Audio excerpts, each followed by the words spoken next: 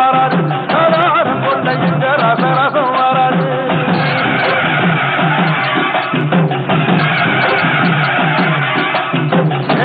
இளைய மலை இந்த ஊரு சாமி மலை எட்டு தேச நடுங்க எட்டு வச்சு வராது.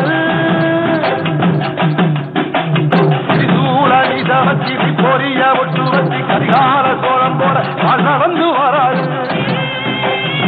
அந்நியார் மாணிக்கம் மாணிக்கம் மாணிக்கம் அந்நியார் மாணிக்கம்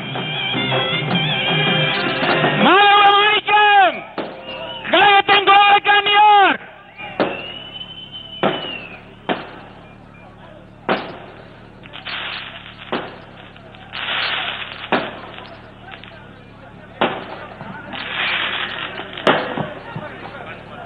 அடுத்தபடியாக கழகத்தினுடைய உயர்மட்ட குழு உறுப்பினர் மரியாதைக்குரிய எஸ் அக்பர் அவர்களை சிற்றுரையாற்ற அன்போடு அழைக்கின்றேன்.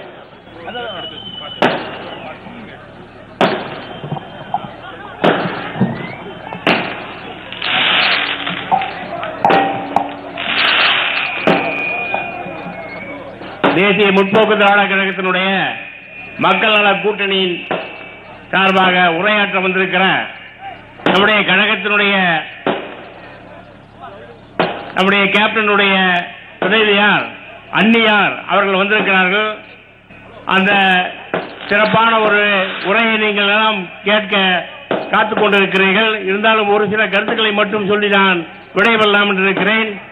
இந்த கூட்டத்திற்கு தலைமை தாங்கி நடத்தி கொண்டிருக்கிற வடக்கு மாவட்டத்தினுடைய செயலாளர் அருமை தம்பி தினேஷ்குமார் அவர்களே, கீர்த்தி அவர்களே, மற்றும் இங்கே வந்திருக்கிற நம்முடைய மக்கள் நல கூட்டணியினுடைய தலைவர்களே, இந்த கூட்டத்திற்கு வந்திருக்கிற நம்முடைய கழக நிர்வாகிகளே, மக்கள் நல கூட்டணியுடைய நிர்வாகிகளே, இங்கே வந்திருக்கிற பெரியவர்களே, தாய்மார்களே, மகளிர் அணியை சார்ந்த உங்கள் அனைவருக்கும் என்னுடைய மனமார்ந்த முதல்கண் வணக்கத்தை தெரிவித்துக் கொள்ள விரும்புகின்றேன்.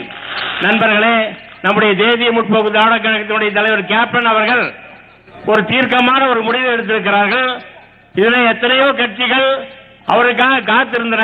இருந்தாலும் கூட பொறுமையாக இருந்து இந்த நாட்டு மக்களுக்கு நன்மை செய்ய வேண்டும் என்கின்ற ஒரே எண்ணத்தோடு இங்கே மக்கள் நல கூட்டணியோடு இணைந்து இங்கே தமிழகத்திலே முதல்வராக வருவார் என்பதை நான் தெரிவித்துக் கொள்ள விரும்புகின்றேன். நண்பர்களே, நம்முடைய தலைவரை பற்றி நான் உங்களிடத்தில் சொல்ல வேண்டிய அவசியம் இல்லை. நம்மளுடைய தமிழகத்திலே நம்முடைய தலைவரை போல ஒரு சிறந்த தலைவர் இருக்கிறார்களா என்பதை எனக்கு தெரியாது. ஏனென்று சொன்னார், அவர் ஆரம்ப காலத்தில் இருந்து ஏழை எளிய மக்களுக்கு உழைக்க வேண்டும் என்று சொல்லி உழைத்துக் கொண்டிருந்தார். தான் சம்பாதிக்கிற பணத்திலே 30% விழுக்காடு ஏழை மக்களுக்காக செலவு செய்தார். அப்படிப்பட்ட ஒரு நல்ல உள்ளம் படைத்தவர் இந்த நாட்டுக்கு தலைமை தாங்கினால் மட்டும்தான் ஏழை எளிய மக்கள் உயர்வு பெற முடியும் என்று சொல்லி தயவு செய்து இந்த கூட்டத்திற்கு வந்திருக்கிற நண்பர்கள் எல்லாம் இன்று முதல் நம்முடைய தலைவர் வெற்றி பெற வேண்டும், நம்முடைய தலைவர் சிஎம் ஆக வேண்டும், முதல்வராக வேண்டும் என்று உங்கள் மனதிலே நிறுத்தி பாடுபட வேண்டும் என்று கேட்டுக்கொள்ள விரும்புகின்றேன். நண்பர்களே, கொள்ளையடிக்கிற 2 கட்சிகளையும் வீட்டுக்கு அனுப்பி ஒரு புதிய சகாப்தத்தை ஏற்படுத்துவோம் என்று சொல்லி விரைவில் நன்றி, வணக்கம். நன்றி. அடுத்தபடியாக திருப்பூர் தெற்கு தொகுதியினுடைய சட்டமன்ற உறுப்பினர் மரியாதைக்குரிய தோழர் தங்கவேல் அவர்களை சிறப்புரையாற்ற அன்போடு அழைக்கின்றேன்.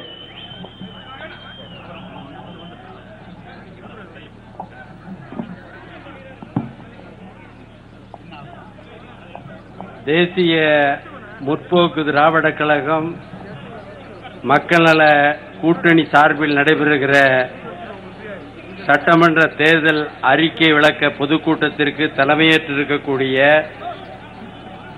தேசிய முற்போக்கு திராவிட கழக மாவட்ட கழக செயலாளர் தினேஷ்குமார் அவர்களே, கீர்த்தி சுப்பிரமணியம் அவர்களே, எனக்கு முன்னால் பேசி விடைபெற்று சென்றிருக்கக்கூடிய மக்கள் நல கூட்டணியினுடைய இந்திய கம்யூனிஸ்ட் கட்சியினுடைய மாவட்ட செயலாளர் ரவி அவர்களே,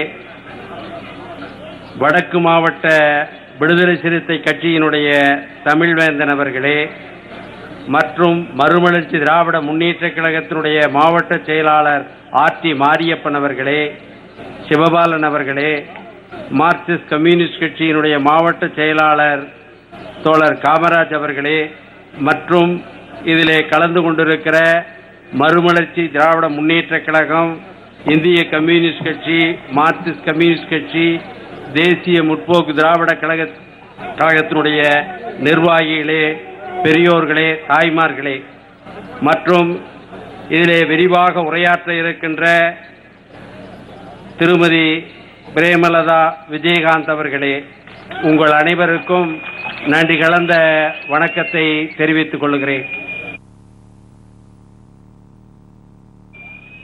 எனக்கு முன்னால் பேசிய இந்த மக்கள் நல கூட்டணியை சார்ந்தவர்களும் தேசிய முற்போக்கு திராவிட கழகத்தை சார்ந்த தலைவர்களும் பல்வேறு கருத்துக்களை சொல்லியிருக்கிறார்கள்.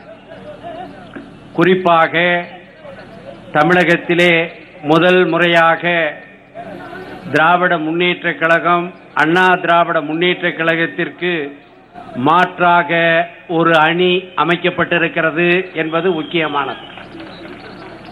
இந்த அணி அமைப்பதற்கு முன்னால் என்ன சொன்னார்கள் என்று சொன்னால், இந்த மக்கள் நல கூட்டணி நிற்காது, நீடிக்காது, இத போயிரு அத போயிரும் என்று பத்திரிகைகள் எழுதி கொண்டிருந்தார்கள்.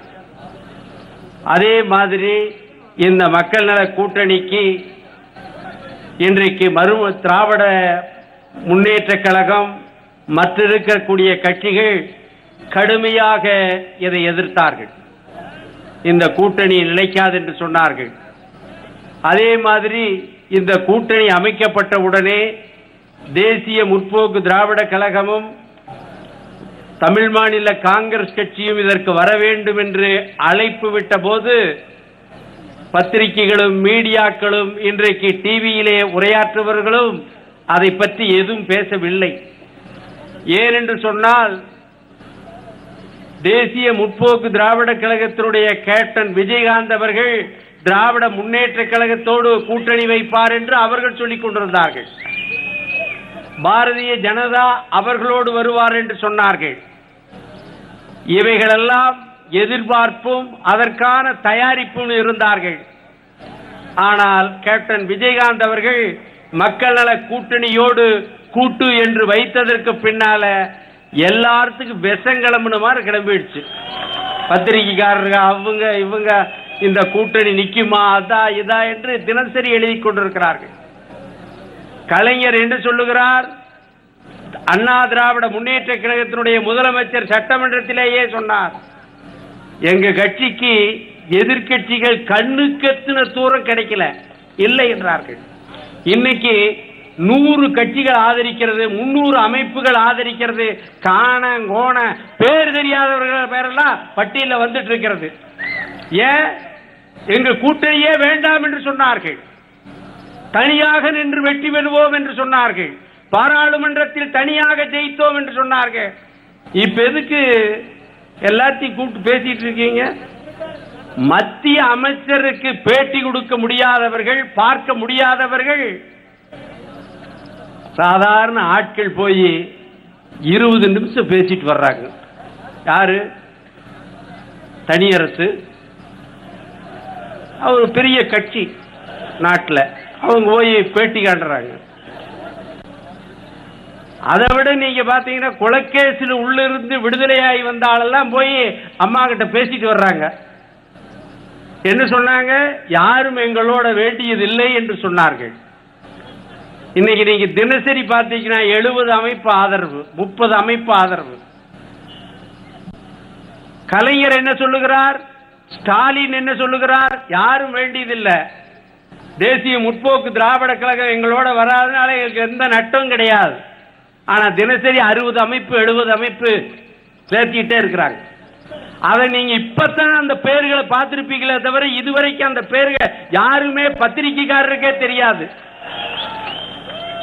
யார வேண்டுமானாலும் சரி ரொம்ப கேலி பண்றாங்க. பேரே தெரியாதவர்கள் எல்லாம் சேர்த்து கொண்டிருக்கிறார்கள். என்ன காரணம்? இவங்க தான் தனியாக நின்றே ஜெயிப்பவர்களே, யாருமே வேண்டியதில்லையாச்சே. எதற்காக தேடுகிறார்கள்? எதற்காக அலைகிறார்கள்?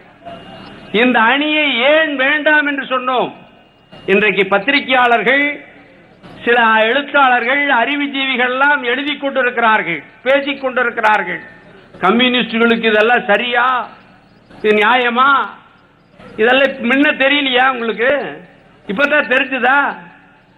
அவர்களுடைய நோக்கம் என்ன என்று சொன்னால், கலைஞர் இன்னைக்கு சொல்லி இருக்கிறார்கள். என்ன சொல்லி இருக்கிறார்? எனக்கு எதிரி யாருன்னா அவங்க தான், அவங்களுக்கு எதிரி நாங்க தான். அவனுடைய அர்த்தம் என்ன? நாங்க 2 பேரும் மாறி மாறி இருப்போம், யாரும் வரக்கூடாது என்பதுதான் அவங்க 2 பேர்த்துக்குள்ள இருக்கிற ஒப்பந்தம். இவங்க அவங்கள சொல்லுவாங்க, அவங்க இவங்கள சொல்லுவாங்க. இப்ப மூன்றாவதாக ஒன்று வந்த உடனே எல்லாரும் பதறுகிறார்கள். அந்த பதறல் எதனால் வருகிறது? இது ஏதோ வேண்டும் என்றல்ல. இந்த 2 கட்சிகளும் தமிழ்நாட்டை கிட்டத்தட்ட 50 ஆண்டு காலம் ஆட்சி பொறுப்பிலே மாறி மாறி ஆண்டார்கள். அதான் சொன்னாங்க, ஊழல் எந்த அளவுக்கு சொல்லவே முடியாது. 2 பேரும். சில பேர் இங்கே நினைத்துக் கொண்டிருக்கிறார்கள், நான் ரொம்ப தூரம் போகல, திருப்பூர் நகரத்தில் திராவிட முன்னேற்ற கழகம் ஆட்சி பொறுப்பிலே இருக்கிற போது மதுரையிலே இருந்து வந்து இங்கு பஞ்சாயத்து பேசினார்கள், ரவுடித்தனம் செய்தார்கள், உண்டா இல்லையா நிலத்தை கைப்பற்றினார்கள். அப்ப இங்க இருக்கிற முக்கியஸ்தர்கிட்ட போய் சொன்னா, அது அழகிரி ஆளுங்க, நாங்க ஒண்ணும் பண்ண முடியாதுங்க. இப்ப அழகிரி கூப்பிட்டு அவர் பேசிட்டு இருக்கிறார். எல்லா கூட்டணியும் மோசமாமா, இவர் அழகிரி கூட பேசிட்டு இருக்கிறார். அழகிரி கூட எதுக்கு பேசினார்? 3 மாசமா பேசல, இப்ப எங்க வந்தாரு? அவர் அப்ப மகன் வந்தாங்கன்னு தம்பிக்காரர் சொல்றாரு. இது இன்றைக்கு அவர்களுடைய நிலைமையாக இருக்கிறது. திருப்பூர் நகரத்தில் தேர்தல் வாக்குறுதியை நிறைவேற்றி விட்டோம் என்பதற்காக பஸ் ஸ்டாண்டுக்கு பக்கத்தில் 4 குழியை தோண்டி கம்பியை நெட்டி வச்சிருக்காங்க. எப்போ? 4.25 வருஷம் கழிச்சு. இப்ப தோண்டி 3 மாசம் ஆச்சு, எந்த வேலையும் நடக்கல. ஏன்னா பறக்கும் பாலம் என்னாச்சுன்னு மக்கள் கேட்டுருவாங்க அப்படிங்கறதுக்காக குழி தோண்டி வைத்திருக்கிறது. அனப்பாளையம் பாலம், இங்க மன்னரை பாலம், அதே மாதிரி டிஎம்எஃப் கிட்ட இருக்கிற 4 பால வேலைகள் 5 ஆண்டு காலமாக நடைபெற்றுக் கொண்டிருக்கிறது. யாருடைய ஆட்சியில? எல்லா பிரச்சனைகளையும் தீர்ந்து விட்டதாக அண்ணா திராவிட முன்னேற்ற கழகத்தை சேர்ந்தவர்கள் சொல்லுகிறார்கள். திருப்பூருடைய மாநகராட்சியில் துப்புரவு பணியாளர்கள் வேலைக்கு சேர்த்த வேண்டுமா? பணம். பணம் இல்ல. ஆசிரியரா? பணம். மின்சார வாரியமா? பணம். போக்குவரத்தா? பணம். 4 லட்சம். டிரான்ஸ்பரா? 10 லட்சம். கல்லூரி பேராசிரியருக்கு 20 லட்சம். கேட்ட என்ன அநியாயமா இருக்குதுன்னு. அவங்களுக்கு எல்லாம் சம்பளம் ஏறிடுச்சுங்க. யாரு? புரோக்கர் சொல்றான். அவங்களுக்கு சம்பளம் ஏறிச்சு, இவனுக்கு லஞ்சம் ஏறணுமாமா சொல்லுகிறார்கள்.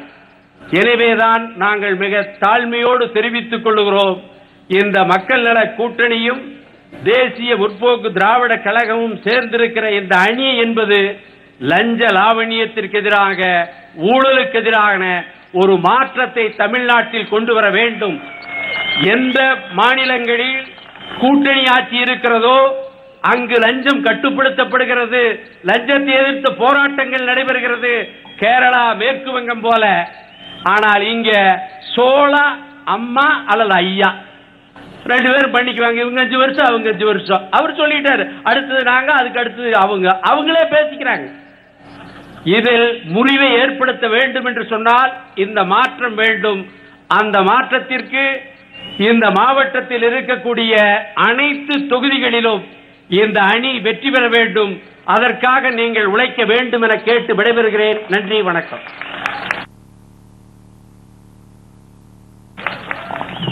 தோழர் தங்கவேல் அவர்களுக்கு கீர்த்தி சுப்பிரமணியம் அவர்கள் பொன்னாடை போர்த்துவார்.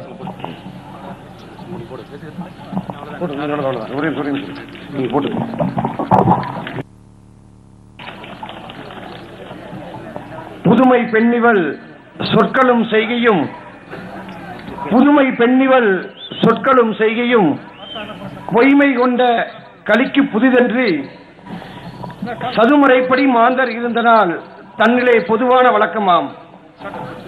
நிமிர்ந்த நன்னடை நேர்கொண்ட பார்வையும், நிமிர்ந்த நன்னடை நேர்கொண்ட பார்வையும், நிலத்தில் யாருக்கும் அஞ்சாத நெறிகளும், நிலத்தில் யாருக்கும் அஞ்சாத நெறிகளும், ஊழல் பெருச்சாளிகளுக்கு சிம்ம சொப்பனமாய் நல்லாட்சி மலர்ந்திட வீறு கொண்டெழுந்த தென்னகத்து ஜான்சி ராணியே போற்றி போற்றி, ஜெய ஜெய போற்றி, இப்புதுமை பொன்னொழி வாழ்க பல்லாண்டுங்கே. மாற்றி வையகம் புதுமையுறச் செய்து மனிதர் தம்மை அமரர்களாக்கவே தேற்றி உண்மைகள் கூறிட வந்த எங்கள் அன்னையே, எங்கள் அன்னையே அம்மா என்று அன்போடு அழைக்க வேண்டும் என்று தோன்றுகிறது. இன்றைக்கு இந்த பொதுக்கூட்டத்திற்கு வருகின்ற பொழுது ஒரு வாட்ஸ்அப் செய்தியை பார்த்தேன். 2 குழந்தைகள் சண்டையிட்டுக் கொள்கிறார்கள். அம்மான ஒரு குழந்தை கூப்பிட்டதுக்கு பக்கத்தில் இருக்கிற குழந்தை அந்த குழந்தையை அடிக்குது. அம்மா வந்து கேட்க, அந்த குழந்தையுடைய தாய் வந்து கேட்கிறாங்க என்ன காரணம்ட்டு. இன்றைக்கு தமிழக அரசியல் வியாபாரத்திற்காக அவர்களுடைய பிழைப்பை மேம்படுத்துவதற்காக இன்றைக்கு அந்த அம்மா என்கின்ற வார்த்தை அந்த பெருமையை இழந்திருக்கின்றது. அதனாலதான் சொன்ன எங்கள் அன்னையே என்று. வேதம் படைக்கவும் நீதிகள் செய்யவும் வேண்டி வந்ததோ மென்று கும்மியடி, சாதம் படைக்கவும் செய்திடுவோம், தமிழகத்தில் ஆட்சி மாற்றத்தையும் செய்திடுவோம், தமிழன் தலைநிமிர்ந்து வாழ வழிவகுப்போம் என்று தேசிய முற்போக்கு திராவிட கழகத்தினுடைய தேர்தல் அறிக்கையை விளக்கி இந்த பொதுக்கூட்டத்திலே சிறப்புரையாற்ற வருகின்றிருக்கக்கூடிய திருப்பூர் மண்ணின் பெருமகளே, சிறப்புரையாற்ற உங்களை அன்போடு அழைக்கின்றேன்.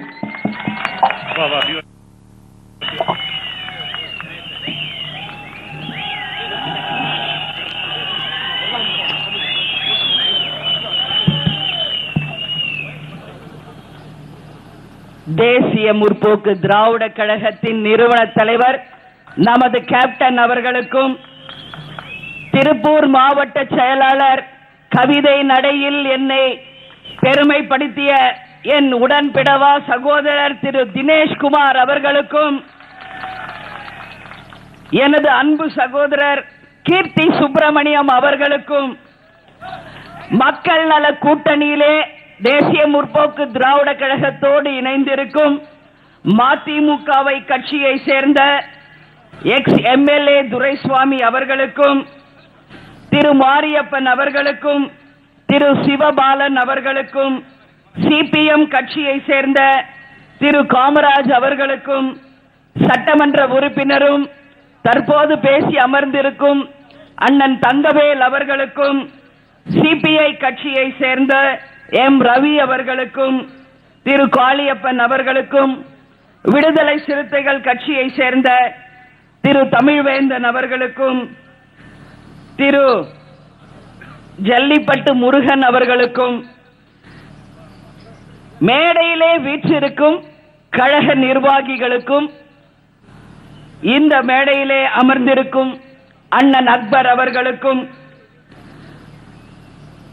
தமிழகத்தில் மகளிர் அணியின் செயலாளர் திரு சிவகாமி முத்துக்குமார் அவர்களுக்கும், அதே போல விவசாய அணி செயலாளர் டி கோபால் அவர்களுக்கும், தொண்டரணி செயலாளர் ராமகிருஷ்ணன் அவர்களுக்கும், இந்த விழாவிலே பங்கேற்க வந்திருக்கும் ஏராளமான பொதுமக்களுக்கும், தாய்க்குலங்களுக்கும், கூட்டணி கட்சியை சேர்ந்த சகோதரர்களுக்கும், எங்களது வீரகை மங்கையெல்லாம் மகளிர் அணியை சேர்ந்த எங்கள் சகோதரிகளுக்கும், பத்திரிகை நண்பர்களுக்கும், பெரியவர்களுக்கும், எங்கள் உயிரினும் மேலான எங்கள் அன்பு உடன்பிறப்புகளாகிய உங்கள் அனைவருக்குமே முதல் கண் எனது பணிவான வணக்கங்களை இந்த நேரத்திலே தெரிவித்துக் கொள்வதில் பெருமகிழ்ச்சி அடைகிறேன்.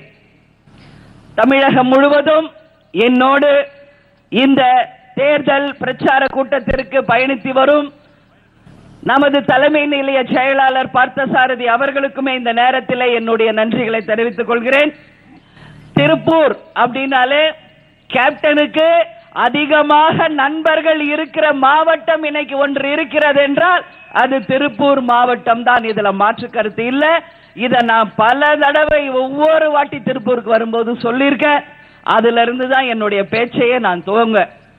இங்கே அமர்ந்திருக்கிறாரே அண்ணன் அக்பர் அவர்கள், சவுகத் லிங்க்ஸ் பாய் அவர்கள், அதே போல பல நண்பர்கள் இந்த திருப்பூர்ல இருக்காங்கன்னா என்னுடைய வார்த்தை மிகையில நிறைய பேர் இருக்காங்க.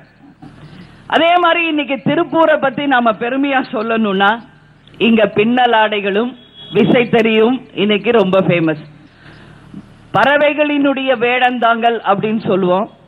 அது போல இன்னைக்கு இந்தியா முழுக்க வந்து வேலை வாய்ப்பை உருவாக்கி தரக்கூடிய வேலை வாய்ப்புக்கான ஒரு வேடந்தாளங்களாக நமது திருப்பூர் இருக்கிறது என்றால் என்னுடைய வார்த்தை மிக இல்லை. ஒரு காலத்துல கோயம்புத்தூரை தான் தென்னிந்தியாவின் மான்செஸ்டர் சொன்னாங்க. ஆனா இன்னைக்கு அந்த இடத்தை பிடித்திருப்பது நமது திருப்பூர் மாவட்டம் தான். இன்னைக்கு இந்தியா முழுக்க அத்தனை மாவட்டங்களிலும் மாநிலங்களிலிருந்து இன்னைக்கு அத்தனை பேருமே இங்க வேலை தேடி வரக்கூடிய ஒரு நிலைமை திருப்பூர்ல இருக்கு. அதே மாதிரி இங்க இருக்கிற பாத்திரம் செய்யறது, அதாவது அனுப்பம் பாளையம் பாத்திரம் அப்படின்னா ரொம்ப ஃபேமஸ். விசைத்தறிக்கு பின்னல் ஆடைக்கு அடுத்தது பாத்திரம் செய்யறது உலகத்துல இன்னைக்கு திருப்பூரை அடிச்சுக்க இடமே இல்லை என்று சொல்ற அளவு மிகவும் ஃபேமஸான ஒரு தொழில் இங்கேயும் இருக்கு. இந்த திருப்பூர்ல மாநகராட்சியாக இது எப்பொழுது மாறினது அப்படிங்கறத நீங்க எல்லாருமே தெரிஞ்சுக்கணும். திருப்பூர் மாநகராட்சி 1947 டிசம்பர் மாதம் ஒரு ஃபார்ம் பண்ணப்பட்டது. ஆனால் இந்த திருப்பூரை மாநகராட்சியாக அறிவிக்கப்பட்டது 1981 தான். இங்க மொத்தம் 60 வார்டு இருக்கு. இந்த 60 வார்டுல 4 ஜோன் இருக்கு. ஒவ்வொரு ஜோனுக்கும் 15 வார்டு. ஆகவே மொத்தம் 60 வார்டு இங்க திருப்பூர் மாநகராட்சியில இருக்கு. இங்க ஒரு மேயர் இருக்காங்க. ஏற்கனவே திருப்பூர் மாநகராட்சியை கண்டிச்சு ஆர்ப்பாட்டத்திற்காக பத்தி பேச வந்திருக்க விசாலாட்சி என்று சொல்றவங்க, இதுவரைக்கும் தமிழ்நாட்டில் யாருமே கொடுக்காத ஒரு விளக்கத்தை கொடுத்த முதல் மேயர் ஒருத்தர் தமிழ்நாட்டில் இருக்கிறார் என்றால் அது இந்த திருப்பூர் மேயர் தான். ஒன்னு பிஏவுக்கும் எம்ஏவுக்கும் ஒரு தெளிவான விளக்கத்தை கொடுத்த ஒரே மேயர் தமிழ்நாட்டில் திருப்பூர் மேயர் தான். வாட்ஸ்அப்ல அது வைரலா ஸ்ப்ரெட் ஆச்சு.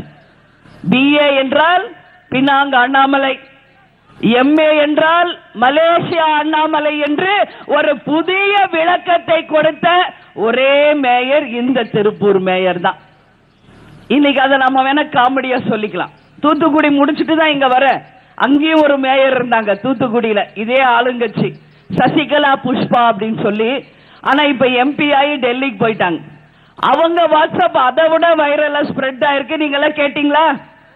மழை வெள்ளம் வந்த பொழுது தூத்துக்குடியினுடைய அவலத்தை டெல்லியில இருந்து எந்த அளவு ஒரு கேவலமான பேச்சுக்களை பேசலாமோ அதையெல்லாம் பேசி இன்னைக்கு ஆளும் கட்சிக்கு மொத்தத்துல ஒரு அவமான சின்னமாக அந்த மேயரும் அந்த இப்ப இருக்கிற எம்பியுமான சசிகலா புஷ்பாவுடைய வாட்ஸ்அப் இன்னைக்கு எல்லா இடத்துலயுமே வந்திருக்குது. அது உங்களுக்கு தெரியும்.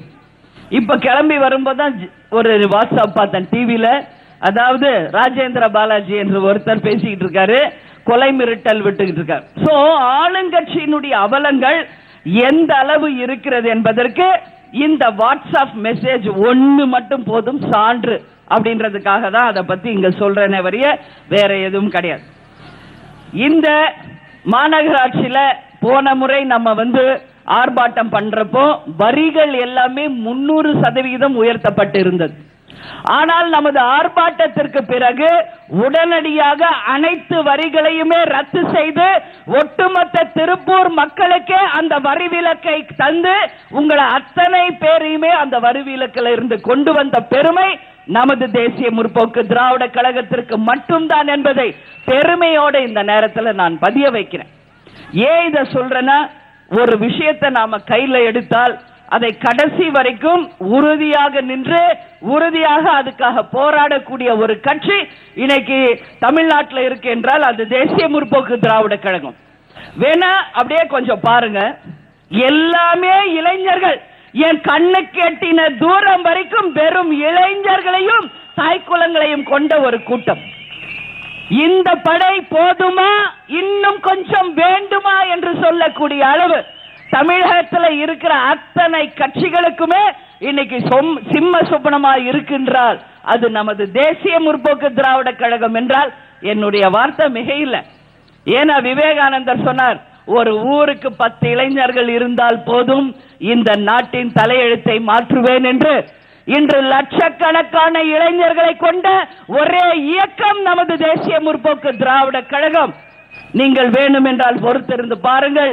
2016 சட்டமன்ற தேர்தலில் அதிமுக திமுகவுக்கு மாற்றாக தேசிய முற்போக்கு திராவிட கழகமும் மக்கள் நல கூட்டணியும் இணைந்து ஒரு மாபெரும் வெற்றி கூட்டணியாக மாறி நிச்சயமாக ஆட்சியில் அமரப்போகும் கூட்டணி இந்த கூட்டணி தான் என்பதை வரப்போகும் தேர்தல் முடிவுகள் நிச்சயமாக மக்களுக்கு தெரிவிக்கும் என்பதில் எங்களுக்கு மாற்று கருத்தில். இந்த கட்சி எப்படி வளர்ந்தது என்றது ஒரு சின்ன ஒரு இன்ட்ரோடக்ஷன். ரசிகர் மன்றமாக ஆரம்பிச்சு 2000 கொடி அறிமுகப்படுத்தி 2005 தேசிய முற்போக்கு திராவிட கழகம் என்று உருவாகி 2015 எதிர்கட்சியாக மாறின ஒரு கட்சி 2011. ஏன் இதை சொல்றேன்னா, இதனுடைய வளர்ச்சிக்கு காரணம் கேப்டனை போலவே, கேப்டன் எப்படி தொண்டர்களை மதிக்கக்கூடிய ஒரு தூய தலைவர், அதை போல தலைவரை மதிக்கக்கூடிய ஒரு தூய தொண்டர்களை கொண்ட இயக்கம் நமது தேசிய முற்போக்கு திராவிட கழகம். இன்னைக்கு அதிமுகவை எடுத்துக்கங்க, மதிமுகவை எடுத்துக்கங்க, திமுக என்ற ஒரு கட்சியில இருந்து பிரிந்து வந்த கட்சிகள்.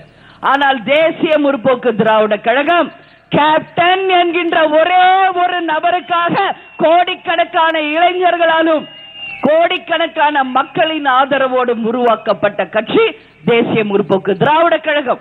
சுயம்பு என்று சொல்வாங்களே, எந்த கட்சியில இருந்தும் பிரிந்து வராமல் தனியாக சுயம்பாக உருவான ஒரு கட்சி நமது தேசிய முற்போக்கு திராவிட கழகம். இதற்கு ஈடு இணை இது மட்டும்தான், வேற யாரும் இதை சொல்ல முடியாது என்ற நிலையில் இன்னைக்கு நம்ம தவிர்க்க முடியாத ஒரு சக்தியாக இன்றைக்கு தமிழகத்தில் இருக்கிறது என்றால் இதுதான் உண்மை என்பதை இந்த நேரத்தில் நான் தெரிவிச்சுக்கிறேன். இன்றைக்கு இதுவரைக்கும் தமிழக அரசியல் வரலாறிலேயே இல்லாத ஒரு திருப்புமுனை இந்த தேர்தலில் நடந்திருக்கு. நீங்க எல்லாருமே அதை நல்லா வாட்ச் பண்ணலாம். தேசிய முற்போக்கு திராவிட கழகமும் மக்கள் நல கூட்டணியும் இணைஞ்சு புதிதாக 3வது அணியாக உருவெடுத்த முதல் சகாப்தத்தை படைச்ச கூட்டணி நமது கூட்டணி. இதுவரைக்கும் நடந்த அத்தனை தேர்தல்களையுமே நீங்க பாக்குறீங்க. திமுக நல்லா செஞ்சாங்களோ இல்லையா, 5 வருஷம் நாங்க அதிமுகக்கு வாய்ப்பு கொடுத்தோம். அதிமுக ஒழுங்கா ஆட்சி பண்ணதோ இல்லையோ வேற சாய்ஸ் இல்ல, நாங்க திமுகக்கு ஓட்டு போட்டோம். இதுதான் இன்றைக்கு வரைக்கும் தமிழகத்தின் தலையெழுத்து. ஆனால் இந்த தலையெழுத்தை மாற்ற, இந்த நிலையை மாற்ற உங்களுக்காக நான் இருக்கிறேன் என்று சொல்லி உங்கள் வீட்டு பிள்ளை உங்கள் கருப்பு எம்ஜிஆர் துணிந்து இன்றைக்கு தேசிய முற்போக்கு திராவிட கழகம் என்ற ஒரு இயக்கத்தை நல்லவர்கள் அணியான மக்கள் நல கூட்டணியோடு நாம இணைத்திருக்கிறோம். இங்கு யாராவது ஒருத்தர் மேல லஞ்சம் சொல்ல முடியுமா, ஊழல் வழக்கு சொல்ல முடியுமா, இல்ல வேற ஏதாவது ஒரு சின்ன அலிகேஷன் யார் மேலேயாவது சொல்ல முடியுமா என்பதை நீங்க சிந்திச்சு பார்க்கணும். இன்னைக்கு திமுகக்கு மாற்று அதிமுக, அதிமுகக்கு மாற்று திமுக, இதுதான் இன்றைக்கு நிலைமை. ஆன்றான் இந்த இரண்டுக்கும் மாற்று தேமுதிக மக்கள் நல கூட்டணி நாங்கள் இருக்கிறோம் இந்த தமிழ்நாட்டின் தலையெழுத்தை மாற்ற என்று சொல்லி 5 நல்லவர்கள் ஒன்று சேர்ந்திருக்கும் அணி இது பாண்டவர்கள் அணி. கேப்டன் யார்? தர்மர். அண்ணன் வைகோ யார்? அர்ஜுனர். சகோதரர் திருமாவளவன் யார்? பீமர். அண்ணன் ஜி ராமகிருஷ்ணன் நகுலன், அண்ணன் முத்தரசன், இன்றைக்கு பாத்தீங்கன்னா சகாதேவன். பாண்டவர் அணி தோற்றதாக சரித்திரமே கிடையாது என்பதை வரப்போகும் தேர்தல் முடிவுகள் நிச்சயமாக மக்களுக்கு புரிய வைக்கும் என்பதில் எந்த மாற்று கருத்துமே இல்லை. திமுகவை யாராவது ஊழல் இல்லாத கட்சி என்று யாராவது சொன்னா நம்புவீங்களா? அதிமுகவை ஊழல் இல்லாத கட்சி என்று சொன்னால் யாராவது நம்புவீங்களா? முடியாது. என கடந்த 10 ஆண்டு காலமாக திமுகவும் காங்கிரசும் தான் மத்தியில கூட்டணியில இருந்தாங்க. இதுவரைக்கும் இந்தியாவில் பார்க்க முடியாத அத்தனை ஊழல்களையும் செஞ்ச கூட்டணி திமுக காங்கிரஸ் கூட்டணி தான். அத்தனை இமாலய ஊழல் வழக்குகளுக்கும் சொந்தக்காரர்கள் இந்த 2 பேரும் தான் என்றால் என் வார்த்தை மிகையில்லை. ஒன்னு 2G வழக்கு 2G ஊழல் எடுத்துக்கங்க, நிலக்கரி ஊழல் எடுத்துக்கங்க, காமன்வெல்த் ஊழல் எடுத்துக்கங்க.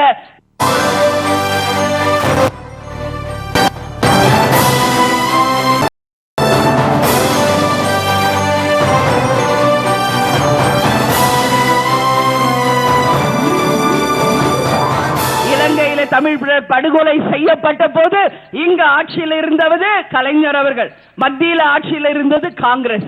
ஆனால் 2 பேருமே வாய்மூடி மௌனிகளாக இருந்து ஒட்டுமொத்த ஈழ படுகொலைக்கு, நம்ம ஈழ படுகொலைக்கு காரணமாக இருந்தவர்கள் இந்த கூட்டணி தான். இதெல்லாம் மக்கள் யாருமே இங்க மறந்துடல. அதனால இன்றைக்கு நிச்சயமாக மக்கள் மாற்றம் வேண்டும் என்பதில் உறுதியாக இருக்கிறார்கள் என்பதில் எந்த மாற்று கருத்துமே இல்லை.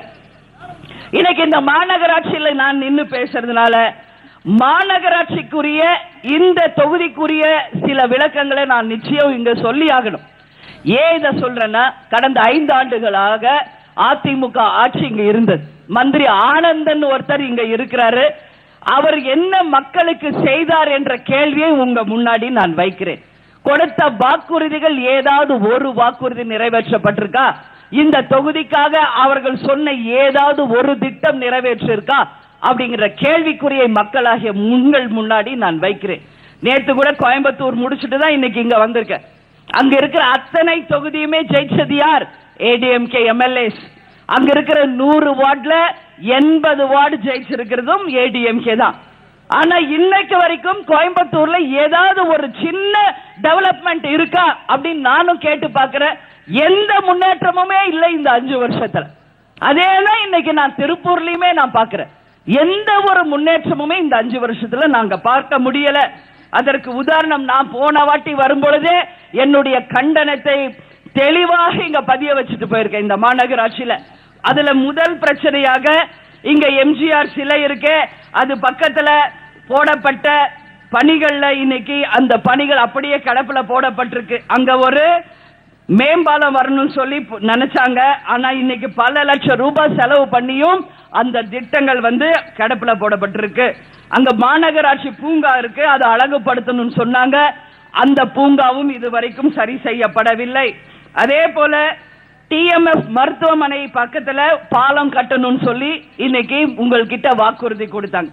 ஆனா இன்னைக்கு வரைக்கும் அங்க பாலம் வந்திருக்கா அப்படின்னு கேட்டா வெறும் பணம் வீணடிக்கப்பட்டிருக்கு. அந்த பணம் லஞ்சத்துக்கும் ஊழலுக்கும் செலவாயிருக்கே ஒழிய அங்க எந்த விதமான முன்னேற்றமும் காண முடியல. ஊத்துக்குளி ரோட்ல போக்குவரத்து இல்லாத மாதிரி மக்கள் இன்னைக்கு சிரமப்படக்கூடிய ஒரு நிலைமையை தான் அவங்க உருவாக்கி இருக்காங்களே ஒழிய அந்த மேம்பால பணி இன்றைக்கு வரைக்கும் முடியாத ஒரு நிலைமை. அதே போல திருப்பூர் பழைய பேருந்துல பல ஆயிரம் மக்கள் தினந்தோறும் வந்து போறாங்க. ஆனா அடிப்படை வசதியா ஒரு கழிப்பிட வசதியோ ஒரு சுகாதாரமாக குப்பை கூலங்கள் இல்லாத ஒரு பஸ் ஸ்டாண்ட் அங்க இருக்கா என்றால் இது ஒரு மிகப்பெரிய ஒரு கேள்விக்குறியாதான் இன்னைக்கு வரைக்குமே இருக்கு. போன வாட்டி நான் சொன்னதை மறுபடியும் சொல்றேன். ஏன்னா இது இந்த நம்ம திருப்பூருக்கு இது மிக முக்கியமான பிரச்சனை. இங்க ரயில்வே ஸ்டேஷன் இருக்கு. இங்க ரயில்வே மந்திரி கிட்ட நாங்க பேசி இங்க போற எல்லா ட்ரெயினையும் நிறுத்தி 5 நிமிஷத்துக்கு மேல நிச்சயம் நிறுத்துவோம் அப்படின்னு சொல்லி வாக்குறுதி வாங்கிட்டு தான் இந்த அதிமுக காரங்களும் ஏற்கனவே ஆட்சி செஞ்ச திமுக காரங்களும் வந்தாங்க. ஆனா இன்னைக்கு வரைக்கும் நின்னு போற அத்தனை ட்ரெயினுமே 2 நிமிஷத்துக்கு மேல நிக்க மாட்டேங்க.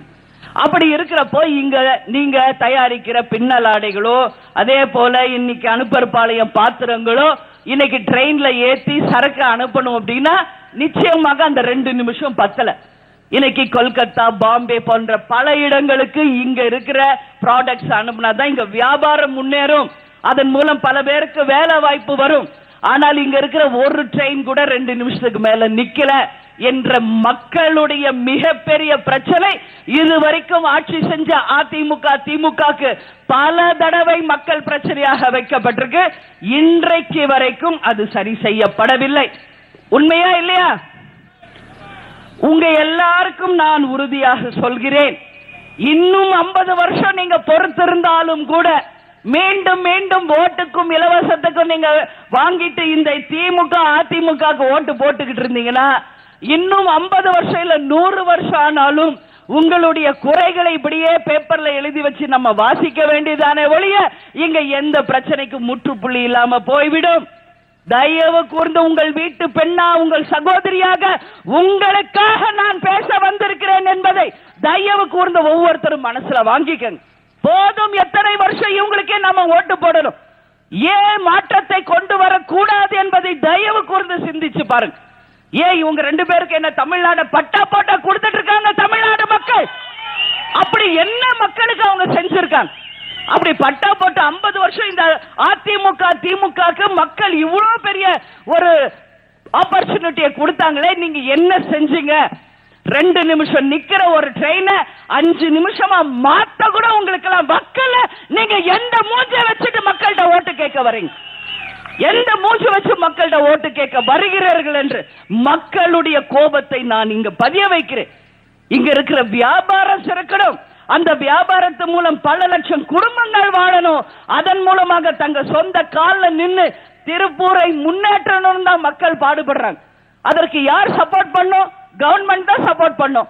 ஒரு ட்ரெயினை 5 மினிட்ஸ் இங்க நிறுத்துறது யாருடைய கடமை? அரசாங்கத்தின் கடமை. இது வரைக்கும் செஞ்சிருக்காங்களா? செய்யல.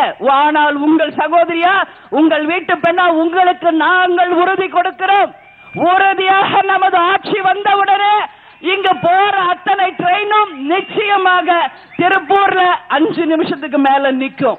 உங்களுடைய ப்ராடக்ட் அது எதுவாக இருந்தாலும் வெளி மாநிலங்களுக்கு நீங்கள் வியாபாரத்திற்கு சிறந்த முறையில் அந்த ரயில்வே டிபார்ட்மெண்ட்டை பயன்படுத்திக்க கூடிய அளவு உறுதியாக இந்த திருப்பூரை நாங்கள் முன்னேற்றுவோம் என்ற உறுதியை முதல் வாக்குறுதியாக உங்கள் முன்னாடி நான் இந்த நேரத்தில் பதிய வைக்கிறேன்.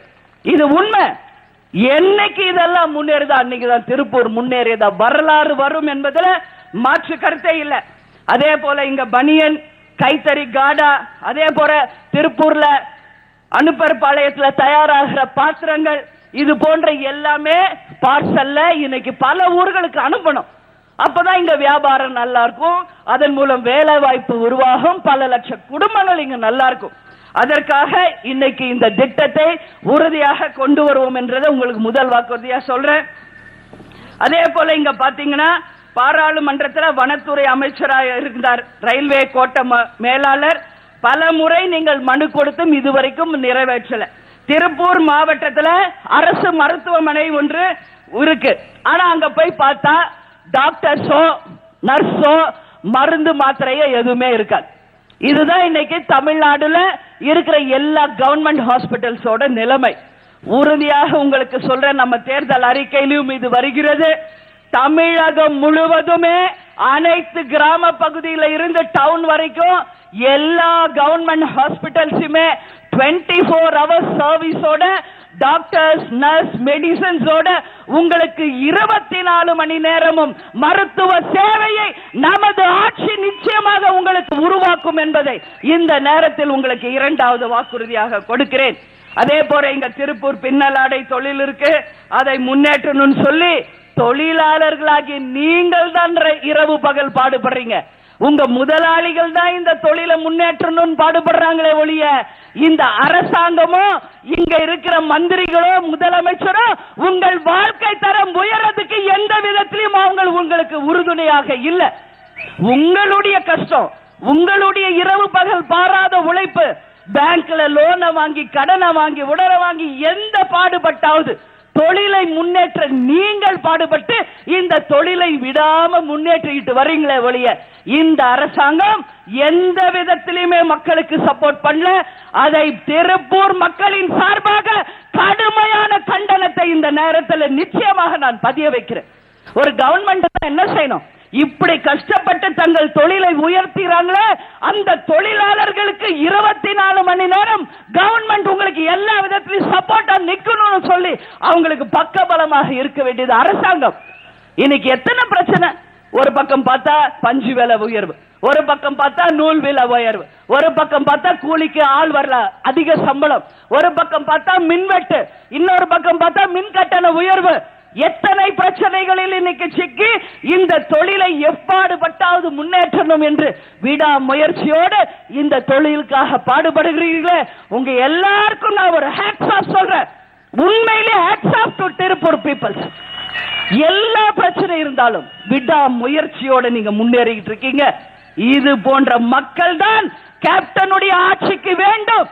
நான் வேணும்னா சொல்றேன், கேப்டன் ஆட்சி மலர்ந்தவுடன் திருப்பூரை தமிழகத்தின் முதன்மையான தொழில் நகரமாக நிச்சயமாக நாங்கள் மாற்றி காட்டுவோம் என்பதை உறுதியோட இந்த நேரத்தில் உங்க எல்லோர் முன்னாடியுமே நான் பதிய வைக்கிறேன். இதெல்லாம் தான் இன்னைக்கு நம்ம மக்களுக்கு தேவையை ஒழிய இவங்க சொல்ற மாதிரி ஓட்டுக்கு காசு, இலவசம் கிரைண்டர் கொடுக்கிறேன், மிக்ஸி கொடுக்கிறேன், ஃபேன் கொடுக்கிறேன். யாருக்கு வேணும் மிக்ஸி, ஃபேன், கிரைண்டர்? தூக்கிட்டு வரிப்போ. இது வரைக்கும் அவங்க கொடுத்த மிக்ஸியோ ஃபேனோ கிரைண்டரோ ஏதாவது ஒரு வீட்டுல இன்னைக்கு ஓடுதா? ஏதாவது ஒரு வீட்டுல ஓடுதா? முற்றிலும் ஒரு குவாலிட்டியே இல்லாத பொருட்களை மக்கள் வரி பணத்தை வேஸ்ட் பண்ணி இன்னைக்கு யாருமே கேட்காத ஒரு இலவசங்களை மக்கள் தலையில கொண்டு போய் கட்டியிருக்காங்க. இங்க இருக்கிறாரே ஒரு மந்திரி ஆனந்தன் சொல்லி அடிக்கடி வந்து மக்களை சந்திக்கிறாரா? தொகுதி பக்கம் மக்களை சந்திக்க வருகிறாரா? உங்கள் பிரச்சனை என்று ஏதாவது கேட்கிறாரா? எதுவுமே கிடையாது.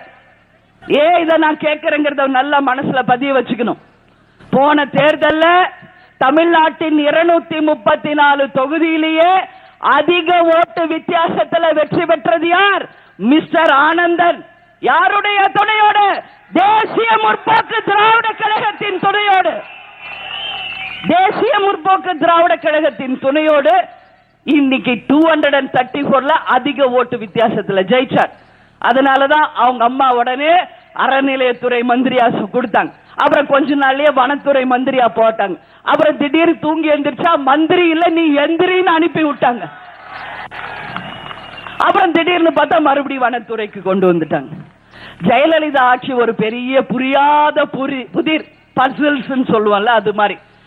எதுக்கு மந்திரியை எடுக்கிறாங்கன்னு தெரியாது, எதுக்கு மந்திரியை மறுபடி கொண்டு வர்றாங்கன்னு தெரியாது, எதுக்கு இந்த இலாக்கால இருந்து அடுத்த இலாக்காக்கு போடுறாங்கன்னு தெரியாது, மறுபடியும் எதுக்கு அதே இலாக்கா கொண்டு வராங்கன்னு தெரியாது. இதுதான் ஜெயலலிதாவுடைய ஆட்சி.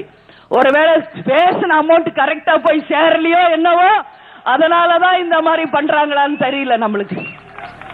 இன்னைக்கு மொத்தம் 34 துறை இருக்கு தெரியுமா? தமிழ்நாட்டில் எத்தனை துறை? 34 துறை. ஒரு துறை விடாமல் அத்தனை துறைகளிலுமே இமாலய ஊழல் செஞ்சது ஒன்று மட்டும்தான் அதிமுகவினுடைய ஒரே சாதனை. வேற எந்த சாதனையுமே கிடையாது. அதனால இன்னைக்கு ஒரு 4 நாளைக்கு முன்னாடி நீங்க எல்லாம் பாத்தீங்களா? சிறுதாவூர் பங்களா முன்னாடி ஒரு 15 கண்டெய்னர் லாரிஸ் நின்னுச்சே, பாத்தீங்களா? விஷுவல்ல காமிச்சாங்களே, டிவில. அதோட என்னன்றது உங்ககிட்ட நான் தெளிவா சொல்லணும். ஏன் இதை சொல்றேன்னா, இதை முதலில் மக்களுக்கு விழிப்புணர்வுக்கு கொண்டு வந்ததே அண்ணன் வைகோ அவர்கள் தான். அவர் எதுக்குமே பயப்பட மாட்டார், தைரியம் அதிகம். இதுவரைக்கும் சிறுதாவூர் பங்களால இத்தனை கண்டெய்னர் லாரி திடீர்னு வந்து நிக்கிறது காரணம் என்ன? அப்போ எல்லாருமே என்ன சொன்னாங்க? பாதாள அறைகளில் பதிக்க வைக்கப்பட்டிருக்கும் பல லட்சம் கோடி ரூபாய் கண்டெய்னர் லாரிகளில் ஏற்றி மீண்டும் அதிமுக ஆட்சி வருமோ வராதோ அவங்களுக்கு தெரியாது. கொள்ளையடிச்ச காசை எங்கேயாவது கொண்டு போய் பத்திரப்படுத்திடணும் சொல்லி நைட்டோட நைட்டா கண்டெய்னர் லாரியில ஏத்திட்டு இருந்தாங்க. இதான் இன்னைக்கு நடந்தது. இதுக்கு சிறுதாவூர் பங்களா சுத்தி பாத்தீங்கன்னா அவ்வளோ போலீஸ் பந்தோபஸ்த். இத உடனடியா அவர் கவனத்துக்கு கொண்டு வந்தோடனே சன் டிவில இருந்து எல்லா டிவியும் சேனல்ஸும் அதை எடுத்து காமிச்சிச்சு. ஆனா நம்ம தேர்தல் ஆணையம் ஒண்ணு இருக்கு பாருங்க, அது மாதிரி ஒரு சோம்பேறி ஆணை எங்கேயுமே பார்க்க முடியாது. அண்ணன் சொல்லி இது இந்தியோட 10 நாள் ஆச்சு. இன்னைக்கும் என்ன சொல்றாரு ராஜேஷ் லக்கானி அவர்கள்? எஸ்பியோட அனுமதியை கேட்டிருக்கோம், கலெக்டர் கிட்ட அனுமதியை கேட்டிருக்கிறோம். எதுக்கா? சிறுதாவூர் பங்களாவை போய் ஆராய்ச்சி பண்ணலாமா வேணாவா என்று இன்னைக்கு இப்போதான் ஆலோசனை பண்ணிக்கிட்டு இருக்காராம் 10 நாளா. அப்ப நீங்க போய் 10 நாளா ஆலோசனை பண்ணுவீங்க. ஜெயலலிதா கொள்ளையடிச்சு சம்பாரிச்சு காசு அப்படியே பத்திரம் அங்கேயே தான் வச்சிருப்பாங்களா? அவங்க உங்களை விட எவ்வளவு பெரிய தில்லாலங்கடி. எல்லா காசையும் ஏத்தி நைட்டோட நைட்டா எங்க அடுத்த இடத்துல பதுக்கணுமோ அங்க பதுக்கிட்டாங்க. இப்பதான் இவர் யோசிச்சுக்கிட்டு இருக்காராம். ஆனா இங்க பெரிய காமெடி என்ன சொல்லுங்க? பாவம் நம்மள மாதிரி வியாபாரிகள் இன்னைக்கு கஷ்டப்பட்டு வியாபாரத்துக்காக 1 லட்சமோ 2 லட்சமோ 5 லட்சமோ பேக்ல வச்சு கொண்டு போனா இததான் இன்னைக்கு ஃபிளையிங் ஸ்குவாட் பிடிக்கிறாங்க. இன்னைக்கு கணக்கிலேயே வராத 5 லட்சம் ரூபாய் பிடிபட்டு இருக்கிறது. கணக்கிலேயே வராத இந்த வியாபாரி கொண்டு போன 1.5 லட்சம் ரூபாய் பிடிபட்டு இருக்கு அப்படின்னு சொல்லி ஒரு பெரிய அளவுல ஃபிளையிங் ஸ்குவாடை வச்சு பிடிக்கிறாங்க.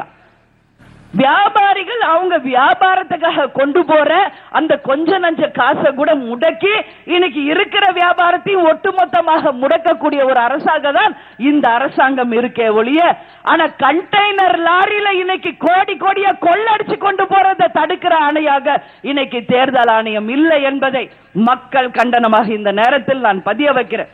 ஒரு தேர்தல் ஆணையம்னா எப்படி இருக்கணும்? ஒரு தராசு மாதிரி நடுநிலையோட இருந்து ஆட்சி செய்தவர்கள் செய்யாதவர்கள் யாராக இருந்தாலும் நல்ல நடுநிலையோட இருந்து செய்ய வேண்டிய ஒரு ஆணையம் அது. ஆனால் இன்னைக்கு ஆட்சி அதிகாரம், பண அதிகாரம், பலம் யார்கிட்ட இருக்கோ அவங்களுக்கு தான் சால்ரா தட்டிக்கிட்டு இருக்காங்க. உறுதியாக உங்ககிட்ட சொல்றேன், இது இப்படியே விட்டுற மாட்டோம். ஏன்னா இங்க சேர்ந்து இருக்கிறது அத்தனை பேருமே நல்லவர்கள் சேர்ந்திருக்கிற கூட்டணி.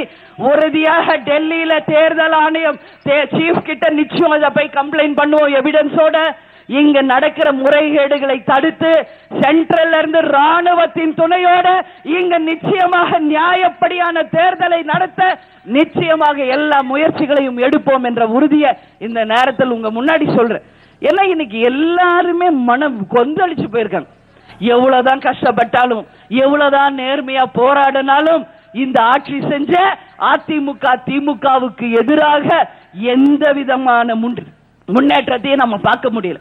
ஒன்னு பணபலம் இல்ல அதிகார பலம், ஆட்சி பலத்தை வச்சு எல்லா மக்களையும் சப்ரஸ் பண்றக்கூடிய ஒரு ஆட்சியை தான் இவங்க நடத்திக்கிட்டு இருக்காங்கன்னு சொல்றாங்க. இன்னைக்கு நீங்க எல்லாரும் டிவில பார்த்திருப்பீங்க, மதுரையில பிஆர்பி கிரனைட் ஊழல்ல சிக்கி இருந்தாருல, அவரை ஒரு ஜட்ஜ் வந்து ஒரு 3 நாளைக்கு முன்னாடி ரிலீஸ் பண்ணிட்டார்.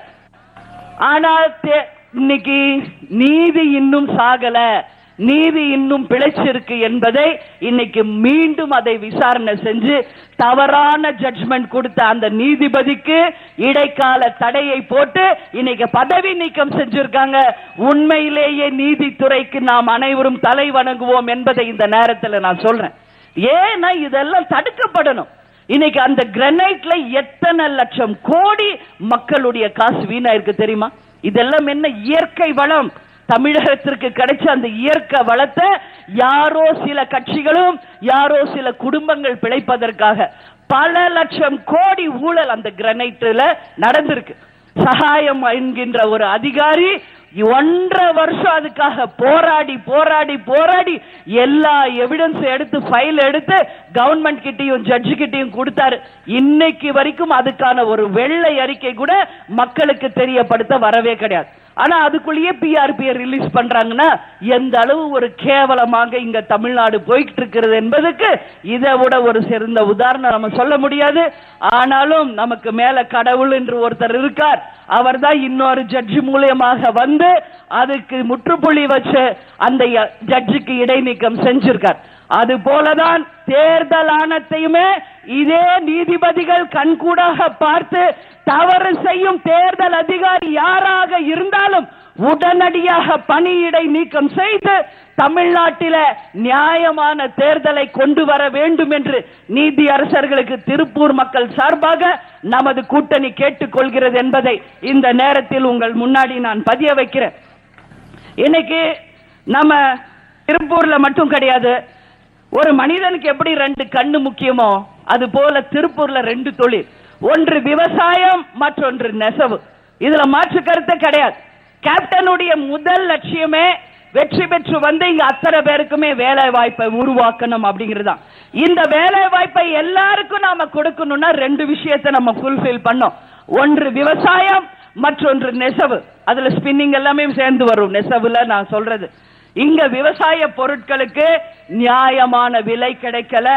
அதற்கு பொங்கலூர் பகுதியில் இருக்கிற விளை பொருட்களுக்கு சந்தையை உருவாக்க வேண்டும் என்று மக்கள் கோரிக்கையாக வைக்கப்பட்டிருக்கு. உறுதியாக உங்க எல்லாருக்கும் நான் சொல்றேன், இந்த 2 கட்சிகளும் செய்யல. உங்க எல்லாருக்கும் நான் சொல்றது, இங்க விளைவிக்கக்கூடிய பொருட்களை சந்தையாக செய்து அந்த மூலம் நேரடியாக உங்களுக்கு வருமானத்தை வர செய்வோம் பொங்கலூர் பகுதியில் என்ற வாக்குறுதியை உங்களுக்கு நான் கொடுக்கிறேன். அதே மாதிரி இன்னைக்கு தமிழ்நாடு முழுக்க நீங்க பாருங்க, எல்லா இடத்துலயும் கருவேல மரம் இருக்கும், இல்லாட்டி டில்லி முட்கள் இருக்கும். நம்ம தேர்தல் அறிக்கையிலேயே இது வந்திருக்கு. கருவேல மரங்களை அகற்றி அந்த நிலங்களை விளை நிலங்களாகவும் சோலார் எனர்ஜியாகவும் கன்வெர்ட் பண்ணி தொழில்களுக்கும் கொடுத்து அந்த வேஸ்ட்லேண்டை நாம நிச்சயமாக மக்களுக்காக உபயோகிக்கக்கூடிய நிலமாக மாற்றுவோம் என்று சொல்றோம். அதன் வழியாக நீர்வழி தடங்கள் பாதிக்கப்பட்டு விவசாயம் மேம்படுறது தடுக்கப்படுகிறது. இதை நிச்சயமாக நாம அத்தனைவே அதாவது கருவேல மரங்களை அகற்றுவோம் என்ற உறுதியை உங்க முன்னாடி சொல்றேன். அறிவிக்கப்படாத ஒரு மின்வெட்டு இங்க இருந்து கொண்டே இருக்கு. அதனால விசைத்தறியாளர்கள் மில்லு வச்சிருக்கிறவங்க எல்லாருமே கடுமையா பாதிக்கிறாங்க. ஆனா இது ஜெயலலிதா கிட்ட நீங்க போய் கேளுங்க, வானத்தில் மின்வெட்டு இருந்தாலும் இருக்குமே ஒழிய தமிழ்நாட்டில் மின்வெட்டே இருக்காது என்று டயலாக் பேசுறாங்க. அதுக்கு ஒரு மந்திரி ஒருத்தர் இருக்காரு, மின்சாரத்துறை மந்திரி மிஸ்டர் நத்தம் விஸ்வநாதன் சொல்லி, கேப்டன் அதிகமாக உச்சரித்த பேர் ஒரு பேர் இருக்குதுன்னா மிஸ்டர் நத்தம். யோ உட்காரியா அப்படின்னு சொன்னார்ல கேப்டன், அவர் தான் மின்சாரத்துறை மந்திரி. இவங்க ரெண்டு பேரும் எப்படி முழு பூசணிக்காயம் சோத்துல மறைக்கிறாங்கன்றத பாத்துக்கங்க. மின்வெட்டு இங்க இருக்கா இல்லையா? இன்னும் சத்தமா சொல்லுங்க. பிரஸ் பீப்பிள் தயவு செஞ்சு இதை ரெக்கார்ட் பண்ணுங்க. ஏன்னா ஜெயலலிதா அவர்கள் சொல்லிட்டு இருக்காங்க தமிழ்நாட்டில் எங்கேயுமே மின்வெட்டு இல்லை என்று. இன்னைக்கு சட்டசபையிலேயே உட்கார்ந்து ஒரு முதலமைச்சர் பொய்யான வாக்குறுதியை கொடுத்து ஒட்டுமொத்த தமிழ்நாடு மக்களை ஏமாற்றிக்கிட்டு இருக்காங்க. வானத்துல மின்வெட்டு இருக்கும் ஆனா தமிழ்நாட்டில் இருக்காதுன்னு சொல்லி முழு பூசணிக்காய சோத்துல மறைக்கிறாங்க. அதனாலதான் இங்க விசைத்தறிக நஷ்டத்துல போயிட்டு இருக்கு. எல்லா ஸ்பின்னிங் மில்ஸும் இன்னைக்கு நஷ்டத்துல போகுது. தொழிற்சாலைகளை அமைந்த இந்த பகுதி இன்னைக்கு பின்னடைவுக்கு காரணம் மின்சாரம் என்றால் அந்த வார்த்தை மிகையில்ல. இன்னைக்கு வந்தாரு மிஸ்டர் CS கோயல் என்று ஒரு மத்திய மந்திரி, ஞாபகம் இருக்கா? ஒரு 1 வீக் முன்னாடி எதுக்காக வந்தார்? 2020 இந்தியா முழுக்க மின்வெட்டே இல்லாத இந்தியாவாக மாற்றுவதற்கு நிச்சயமாக நாம வழிவகுக்கணும்னு சொல்லி இந்தியாவில் இருக்க எல்லா முதலமைச்சரும் அவர் சந்திச்சுட்டு வரார். மோடி அவர்களுடைய ஆணைப்படி 4 முறை தமிழ்நாட்டுக்கு வந்தும் ஒரு சந்திக்க முடியாத முதலமைச்சராக இருப்பவர் யார் என்றால் தமிழ்நாட்டை சேர்ந்த ஜெயலலிதா மட்டும்தான். எந்த மந்திரிகளையுமே சந்திக்காத ஒரு முதல்வராக இருக்கார். அவர் சொல்லிட்டு போறார் ஏர்போர்ட்ல, இந்தியாவில் இருக்கிற எல்லா சீஃப் மினிஸ்டர்ஸையும் நாங்க பார்த்துட்டோம், எங்களுடைய திட்டத்தை சொல்லி இருக்கோம், நிச்சயமாக எல்லா மாநிலத்திலையும் கொண்டு வர போறோம். ஆனா ஒரு அப்பாயின்மெண்ட்டுக்காக 4 முறை வந்தும் கூட மக்கள் தொடர்புக்கு எல்லைக்கு அப்பால் இருக்கிற ஒரு முதல் மந்திரி இருக்கிற ஒரு மாநிலம் எது என்றால் இன்னைக்கு தமிழ்நாடு தான். இதை விட ஒரு கேவலமே இல்லை. தமிழ்நாடு முன்னேறாததற்கு ஒரே காரணம் ஜெயலலிதா தான் என்று ஆணித்தரமாக அவர் பதிய வச்சுட்டு போயிருக்கார்.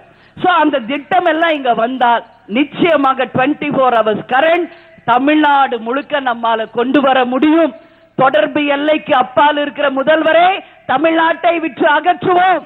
அதுக்கு மாற்று திமுக இல்ல, உங்களுக்காகவே பணியாற்ற போகிற உங்கள் வீட்டு பிள்ளை உங்கள் அண்ணன் கேப்டன் அவர்களுக்கு நீங்க எல்லாருமே வாய்ப்பை கொடுத்து மாற்றத்தை தரணும்னு சொல்லி கேட்டுக்கிறேன். நிச்சயமாக 24 hours கரண்ட் தொழிற்சாலைகளுக்கு தரப்படும். அதே மாதிரி இங்க தேங்காய் விளைச்சல் அதிகம், ஆனா இன்னைக்கு கடுமையான வீழ்ச்சி கண்டிருக்கு. அந்த தேங்காய் விலையை நேரடியாக அரசாங்கமே கொள்முதல் செய்து உங்களுக்கு விவசாயிகளுக்கு பல மடங்கு வருமானம் வர செய்வோம் என்ற உறுதியை இந்த நேரத்தில் நான் சொல்றேன். பஞ்சு விலை, நூல் விலை, காடா துணி விலை எல்லாம் வீழ்ச்சி. அதனால விசைத்தறியாளர்கள் பெரும் பொருளாதார சிக்கல்ல இருக்காங்க. நிச்சயமாக இதுல இருந்து உங்களை மீட்டெடுப்போம் என்ற உறுதியும் இந்த நேரத்தில் சொல்றேன். இது போன்ற விவசாயிகளுக்கான திட்டங்களை உறுதியா நிறைவேற்றுவோம். இது போல நான் அவ்வளோ பிரச்சனை இங்க பேசிக்கிட்டே இருக்கலாம். நான் வர்றதுக்கு முன்னாடி எல்இடில தேர்தல் அறிக்கை பொதுக்கூட்டம் நம்ம இன்னைக்கு வந்ததுக்கான விளக்கத்தை நீங்க எல்லாம் பாத்தீங்களா? எல்இடில நம்ம ஆட்சிக்கு வந்தால் என்னெல்லாம் மக்களுக்கு செய்ய போகிறோம் என்று நமது தேர்தல் அறிக்கையை உங்களுக்கு எல்இடியாக போட்டு காமிச்சிருப்பாங்க. அதுல சில நீங்க எல்லாமே பார்த்ததுனால நான் ஷார்ட்டா அதை சொல்றேன். முதல் வேலையே நமக்கு இங்க வேலை வாய்ப்புக்கு கான்சென்ட்ரேஷன் பண்றதா முதல் வேலை. இலவசங்கள், ஓட்டு காசு எல்லாம் சொல்லி மக்களை ஏமாத்தணுன்ற எண்ணம் என்னைக்குமே கேப்டனுக்கு இல்ல.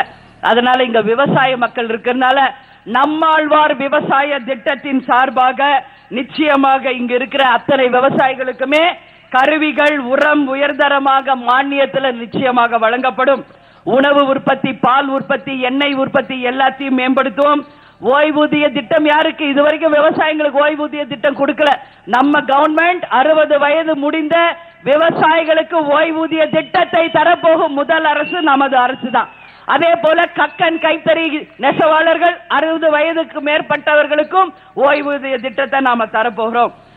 அதே போல அப்துல் கலாம் கிராம பொலிவு திட்டத்தின் மூலம் 12,620 கிராமங்கள நம்ம முன்னுதாரணமா எடுத்து ஒவ்வொரு தனிநபர் வருமானம் 25,000 ரூபாயாக முன்னேற்றுவோம். அதே மாதிரி இங்க குழந்தைகளுக்கு சைக்கிள், புக்ஸ் இலவசமா, கண் செக்கப், கண்ணாடி எல்லாமே. இங்க எல்லா இடத்துலயும் நான் போறப்ப பார்ப்பேன், பெண்களுக்கு ஈவினிங் காலேஜ் இல்ல, அதாவது அரசு கலைக்கல்லூரி இல்லை என்பது எல்லாரும் சொல்றாங்க. அதனால உங்களுக்கு ஈஸியா புரியுற மாதிரி சொல்றேன்.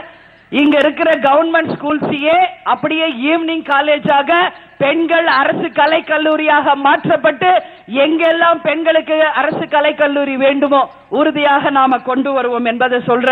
இங்க தண்ணி பிரச்சனையை உடனடியாக அகற்றுவதற்கு நதிகள் இணைப்பு இந்தியா முழுக்க நடக்குதோ இல்லையோ, தமிழகத்தில் இருக்கிற அனைத்து நதிகளையும் ஒன்றாக இணைப்போம் என்ற வாக்குறுதியை உங்க எல்லோருக்குமே நான் சொல்றேன். உங்களை எல்லாருக்கும் நல்ல ஒரு வாய்ப்பு. பெட்ரோல் இன்னைக்கு எவ்வளவு விக்குது, டீசல் விக்குது. ஆனா பெட்ரோல் 45 ரூபாய்க்கும் டீசல் 35 ரூபாய்க்கும் கொடுக்க போகும் முதல் அரசு நம்முடைய அரசு தான் என்பதை உறுதியா சொல்றேன். சென்ட்ரல் கவர்மெண்ட் ஸ்கீம் எப்படி முடியும் நீங்க யாரும் கேட்காதீங்க. ஒரு பெரிய பெரிய வல்லுநர்களை வச்சு எழுதிதான் இதை கொண்டு சொல்றோம். இன்னைக்கு நிச்சயமாக இந்த திட்டத்தை கேப்டன் ஆட்சி வந்தவுடனே தமிழ்நாட்டில் இருக்கிற அத்தனை மக்களுமே இதை பெனிஃபிட் ஆக போறீங்க. உறுதியாக நம்மால முடியும் என்ற உறுதியை சொல்றேன். அதே மாதிரி டோல்கேட்ஸ்ல இன்னைக்கு இருக்கிற கட்டணத்தை விட பல மடங்கு கட்டண உயர்வு பண்ணிருக்காங்க. அதை கடுமையாக இந்த நேரத்தில் கண்டிப்பதோடு டோல்கேட்ஸ் உடைய வருமானத்துல பாதியாக குறைச்சு காலாவதியான டோல்கேட்ஸை மூடுவோம். ரேஷன் பொருட்கள் பெண்களுக்கு இது கேப்டன் சொன்னது வீடு தேடி வரும் என்கின்ற உறுதியை ஒட்டுமொத்த பெண்களுக்கும் கேப்டனின் கனவு திட்டமான ரேஷன் பொருள் வீடு தேடி வரும் என்றது சொல்ற. இன்னைக்கு படிச்ச இளைஞர்களுக்கு நிறைய பேருக்கு வேலை இல்லாம கஷ்டப்படுறாங்க. அதனால விப்ரோ, சத்தியம் போன்ற பெரிய பெரிய நிறுவனங்களோட டைப் பண்ணி உடனடியாக படிச்சவர்களுக்கு வேலை வாய்ப்பை உருவாக்கி தருவோம். பொங்கல் ஃபெஸ்டிவல் ஒரு வார காலம் தமிழ்நாடு முழுக்க திருவிழா கோலமாக ஜல்லிக்கட்டு காளையினுடைய திருவிழாவோடு இணைந்து அத்தனை பகுதியிலுமே நடத்துவோம். விளையாட்டு போட்டிகள் நடத்துவோம். அதே போல பேரிடர் வரும்பொழுது ஒரு மேலாண்மை அமைச்சு அதன் மூலம் மக்களை உடனடியாக காப்பாற்றுவோம். நொய்யலாத்துல கூட பெரிய வெள்ளம் போச்சு, எத்தனை பேர் பாதிச்சாங்க. நைட்டு ஃபுல்லா கேப்டன் தினேஷ் கூட போன்ல பேசிட்டு தான் இருந்தார். இப்படி எப்படி இருக்காங்க ஜனங்க, எவ்வளவு பேருக்கு என்ன பாதிப்பு என்று நைட் ஃபுல்லா தினேஷோட கான்டாக்ட்ல இருந்து போய் உடனடியா பாருங்க, அவங்களுக்கு என்ன தேவை என்று பாருங்க என்று கேப்டன் நைட் ஃபுல்லா உட்கார்ந்து தினேஷ் கூட பேசிட்டு இருந்தார். அது போல ஒரு பேரிடர் நேரம் வரும் பொழுது உடனடியாக அந்த மேலாண்மை மூலமாக மக்களுக்கு உதவி செய்வோம். ப்ராவிடன்ட் ஃபண்ட் ஒன்னு இருக்கு. 1.5 கோடி மக்களுக்கு ப்ராவிடன்ட் ஃபண்ட் மூலமாக எல்லா குடும்பங்களுக்கும் பெனிஃபிட்டா செய்வோம். இப்ப ஏர்போர்ட் இங்க இருக்கு கோயம்புத்தூர்ல, அதை விரிவாக்கம் பண்ணல. விரிவாக்கம் பண்ணிருந்தா இங்க பல தொழில் முன்னேறி இருக்கும், ஆனா செய்யல. அது போல சின்ன ஏர்போர்ட், சின்ன ஹார்பர்ஸ் எல்லாம் டெவலப் பண்ணி அதன் மூலம் வேலை வாய்ப்பை உருவாக்குவோம். ரமணா படத்துல வர்ற மாதிரி ஆன்டி கரப்ஷன் போர்ஸ் என்ற ஒன்று உருவாக்கப்படும். எங்கெல்லாம் லஞ்சம் ஊழல் இருக்கிறதோ அந்த இடத்துல எல்லாம் லஞ்ச ஊழலை அகற்றி டிரான்ஸ்பரண்ட் கவர்மெண்ட் மக்களுக்கு கொண்டு வருவோம். வெளிப்படையான ஆட்சியை நாங்கள் கொண்டு வருவோம். அதே போல பெண்களுக்கு 25 லட்சம் பெண்களுக்கு வேலை வாய்ப்பை உருவாக்கி கொடுப்போம் என்பதை இந்த நேரத்தில் நான் உறுதியாக சொல்றேன். அது ஒரு பெரிய ஸ்கீம் இருக்கு. தையல் மிஷின், கம்ப்யூட்டர், பியூட்டி பார்லர், மரம் நடுதல் என்று பெரிய ஸ்கீம். அது ஒவ்வொரு ஸ்கீம்ல 1 லட்சம் பேர் அலாட் பண்ணா கூட ஈஸியா 25 lakhs லேடிஸ்க்கு உடனடியாக தமிழ்நாடு முழுக்க வேலை வாய்ப்பை உருவாக்குவோம் என்பது சொல்ற. திருமண உதவி திட்டம் உங்களுக்கு வழங்கப்படும். கூட்டுறவு வங்கிகள்ல ஆண்கள் பெண்கள் என்று 2 பேருக்குமே வேலை வாய்ப்பை உருவாக்கி தருவோம். அது மட்டும் இல்ல, இந்த ஒவ்வொரு ஊர்ல இருந்து இன்னொரு ஊருக்கு போறீங்கன்னா அங்க பெண்கள் தங்குவதற்கு பாதுகாப்பாக குறைந்த வாடகையில உங்களுக்கு தரமான தங்கும் விடுதி கவர்மெண்டே பெண்களுக்கு உருவாக்கி கொடுக்கும் என்ற வாக்குறுதியை சொல்ற. பெண்களுக்கு இன்னைக்கு பாதுகாப்பு இல்ல, அதனால எல்லா பஸ் ஸ்டாண்ட், கவர்மெண்ட் பஸ்ல சிசிடிவி கேமரா பொருத்தப்பட்டு பயணிக்கக்கூடிய அத்தனை பயணிகளுக்கும், பஸ் ஸ்டாண்ட்ல நிக்கிற அத்தனை பேருக்கும் உறுதியாக பாதுகாப்பை ஏற்படுத்தி கொடுப்போம் என்பதை எல்லா வாக்குறுதியாகவும் உங்ககிட்ட சொல்லியிருக்கேன். இன்னும் நிறைய இருக்கு, சொன்னா இன்னும் 3 மணி நேரம் ஆகும். அதனால நீங்க ஷார்ட்டா சொல்லியிருக்கேன், புரிஞ்சுக்கங்க. டெய்லி கேப்டன் டிவிலையும் வருது, அதை நீங்க எல்லாரும் பாத்துக்கணும்னு சொல்லி இந்த நேரத்துல கேட்டுக்கிறேன். இந்த வாட்டி வர தேர்தல் கம்ப்ளீட்டா ஒரு வித்தியாசமான தேர்தல், தெரியுமா உங்களுக்கு? ஏன்னா திமுக விட்ட அதிமுக, அதிமுக விட்ட திமுக, வேற வழியே இல்லாம இருந்துச்சு. ஆனா இப்ப என்ன, தேர்ட் ஆல்டர்னேட்டிவ் ஃபோர்ஸா டிஎம்டிகேவும் மக்கள் நல கூட்டணியும் சேர்ந்து இங்க வந்துருச்சு. 10 வருஷத்துக்கு முன்னாடி நீங்க எடுத்துக்கிட்டீங்கன்னா பேப்பர் புக் எல்லாம் 1 2 தான் இருக்கும். ஆனா இன்னைக்கு எவ்வளவு பேப்பர்ஸ் இருக்கு, எவ்வளவு புக்ஸ் இருக்கு சர்க்குலேஷன்ல. மக்களை குழப்பறதுக்கு ஒரு பக்கம், மக்களை புரிய வைக்கிறதுக்கு ஒரு பக்கம், எப்படி வேணாலும் நீங்க எடுத்துக்கலாம். சேனல்ஸ் நீங்க எடுத்தா சன் டிவி 1 தான் முன்ன இருந்துச்சு. ஆனா இன்னைக்கு எத்தனை சேனல் இருக்கு? மோர் தென் 10 சேனல்ஸ் இருக்கு. எல்லா சேனலையும் எடுத்துக்கங்க. விவாதம் என்று வச்சு ஒன்னு குழப்புவாங்க, கருத்து கணிப்பு என்று வச்சு குழப்புவாங்க. மக்கள் நல கூட்டணியும் தேமுதிகவும் கடைசி வரைக்கும் நிலைக்குமா நிலைக்காதா, இதான் 4 மாசமா விவாதத்துல ஓடிட்டு இருக்கு. திமுக கூட்டணியை மறந்துட்டாங்க, அதிமுக கூட்டணியை மறந்துட்டாங்க. இன்னைக்கு மக்கள் கிட்ட ஈஸியா கொண்டு போய் சேர்க்க வச்சது நம்ம சேனல்ஸும் பத்திரிகைக்காரங்க தான். அவங்க பேசினாலே ஒண்ணு கேப்டன் விஜயகாந்த பத்தி பேசுவாங்க, இல்ல தேமுதிக மக்கள் நல கூட்டணியை பத்தி தான் பேசுவாங்க. சோ இன்னைக்கு கடைக்கோடி மக்கள் வரைக்கும் நல்ல ரீச் பண்ண பத்திரிகைக்காரர்களுக்கு இந்த நேரத்தில் என்னுடைய நன்றிகளை தெரிவிச்சுக்கிறேன். ஒன்னு திட்டுங்க, கிண்டல் பண்ணுங்க, வாழ்த்துங்க, தூற்றுவோர் தூற்றற்றும், போற்றுவோர் போற்றற்றும், அது பத்தி கவலை இல்ல. இன்னைக்கு மக்களுக்கு இந்த கூட்டணியை பத்தி தெளிவாக புதிய வச்சது நம்ம பத்திரிகைக்காரங்க தான். அதனால இன்னைக்கு பாருங்க, முன்னெல்லாம் அதிமுக ஒரு முதல்வர் வேட்பாளர், திமுக ஒரு முதல்வர் வேட்பாளர் தான் இருப்பாங்க. இந்த முறை எத்தனை வேட்பாளர்? 6 முதல்வர் வேட்பாளர் ரெடியா களத்துல நிக்கிறாங்க. அதனால இது முற்றிலும் வித்தியாசமான தேர்தல். ஒன்னு அதிமுக ஒருத்தர், இன்னொன்னு திமுக, இன்னொன்னு கேப்டன் ஒரு முக்கியமாக முதல்வர் வேட்பாளர் என்று அறிவிக்கப்பட்டிருக்கு. இன்னொன்னும் ஒரு 2 3 வேட்பாளர் இருக்காங்க. சோ இது வித்தியாசமான தேர்தல். அது மட்டும் இல்ல, முதல் கூட்டணி மந்திரி சபையை அமைப்போம் என்று சொன்ன முதல் தேர்தல் இந்த தேர்தல் தான். இதுவரைக்கும் தமிழ்நாட்டில் கூட்டணி மந்திரி சபை யாராவது பார்த்திருக்கீங்களா? ஆனா அதுக்கு தான் சொன்ன, முற்றிலும் வித்தியாசமான தேர்தல் இது. முதல் கூட்டணி மந்திரி சபையை அறிவித்தது யார்? முதல்வர் வேட்பாளரான நமது கேப்டனும் மக்கள் நல கூட்டணியும் இணைஞ்ச கூட்டணி. நிச்சயமாக முதல் கூட்டணி மந்திரி சபை. அப்ப லஞ்ச ஊழலுக்கு வழி இருக்காது. ஒருத்தர் தப்பு செஞ்சா ஒருத்தர் கண்டிக்கலாம், ஒருத்தர் வேற ரூட்ல போனா உடனே கடிவாளத்தை போட்டு கட்டுப்படுத்தலாம். அதுதான் இன்னைக்கு கேரளா, வெஸ்ட் பெங்கால் போன்ற எல்லா இடத்துலயும் இருக்கு. அண்ணன் பேசுறப்ப, இப்ப சட்டமன்ற உறுப்பினர் பேசுறப்ப கூட அதை தான் உங்களுக்கு எக்ஸாம்பிளா காமிச்சார். சோ நிச்சயமாக லஞ்ச ஊழலுக்கு அப்பாற்பட்ட ஒரு நல்ல ஆட்சி இங்க அமைய போகிறது என்பதற்கு ஒரு உதாரணம். சோ இந்த மாதிரி ஒரு வித்தியாசமான தேர்தல் இந்த வாட்டி நாம பார்க்க போறோம். அதே மாதிரி 50 வருஷமா இன்னைக்கு கலைஞரும் ஜெயலலிதாவும் செய்யாத பல திட்டங்கள் இருக்கு. 1 இல்ல 2 இல்ல, எல்லா அடிப்படை வசதியும் நீங்க எடுத்துக்கங்க. அதாவது உணவுல இருந்து இருக்கிற இருப்பிடம், குடிதண்ணீர், சாலை வசதி, போக்குவரத்து, ரோடு, வேலை வாய்ப்பு, எல்லாமே எதுவும் தன்னிறைவு பெறல. அதே மாதிரி முல்லை பெரியாறு பிரச்சனைக்கு தீர்வு வந்திருக்கா? காவேரி பிரச்சனைக்கு தீர்வு இருக்கா? மீனவர் பிரச்சனைக்கு தீர்வு இருக்கா? ஈழை தமிழ் மக்களுக்கு பிரச்சனை முற்றுப்புள்ளி இருக்கா? எந்த பிரச்சனைக்கும் இன்னைக்கு இது வரைக்கும் தீர்வு இல்லை. அப்ப எதுக்காக இவங்களுக்கே நாம ஓட்டு போடணும் என்று நீங்க எல்லாரும் சிந்திக்கணும்னு சொல்லி இந்த நேரத்தில் கேட்டுக்கிறேன்.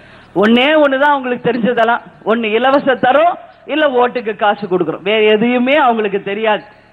அதனால நிச்சயமாக நாம எல்லாருமே ஒன்றாக சேர்ந்து இந்த தேர்தலில் மாபெரும் மாற்றத்தை உருவாக்கணும்னு சொல்லி கேட்டுக்கிறேன்.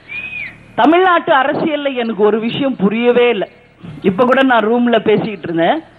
சுதந்திர போராட்டம் நடந்த பொழுது அத்தனை சுதந்திர போராட்ட தியாகிகளும் ஒரே கரமாக ஒன்றிணைந்து நமது நாட்டுக்கு சுதந்திரம் வாங்கணும்ன்ற ஒரே ஒரு குறிக்கோள் தான் எல்லார் மனசுலயுமே அன்னைக்கு இருந்துச்சு.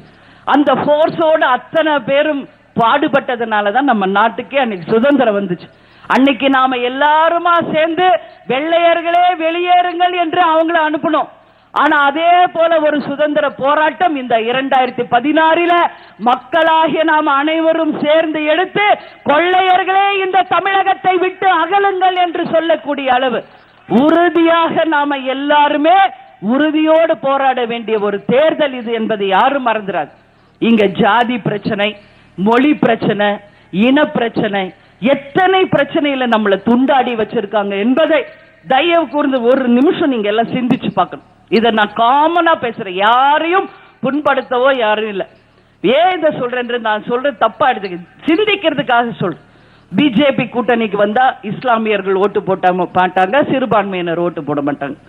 அதே மாதிரி பாட்டாளி மக்கள் கட்சியோ இல்ல வேற யாராவது வந்தா இன்னைக்கு மத்த விடுதலை சிறுத்தை அவங்க ஓட்டு போட மாட்டாங்க.